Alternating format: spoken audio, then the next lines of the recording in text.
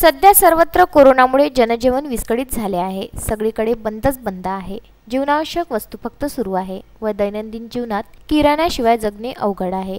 अशा या कोरोनामुळे बिकट परिस्थिती निर्माण झाली आहे। मजुरी, कामधंदे बंद असल्याने लोकांना पैशाची वणवण भासत आहे। काही लोक गरिबांना मदत करून अत्यावश्यक असलेली किराणा, काही दुकानदार अशा कठीण परिस्थितीमध्ये किराणा मालाची चढ्या भावाने विक्री करीत आहे। त्याचा त्रास गावातील लोकांना होत आहे। त्याच अनुषंगाने राजुरा ग्रामपंचायत व गावातील पोलीस पाटील, तलाठी, कृषी अधिकारी, आरोग्य सेवक, डॉक्टर यांच्या सहयोगाने गावातील सर्व दुकानांवर जाऊन चेकिंग करण्यात आली। तसेच प्रत्येक दुकानात रेड बोर्ड लावणे सक्तीचे केले आहे।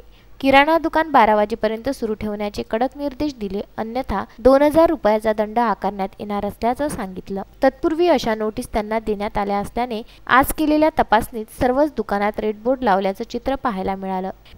पवन काकडे, विदर्भ न्यूज, राजुरा।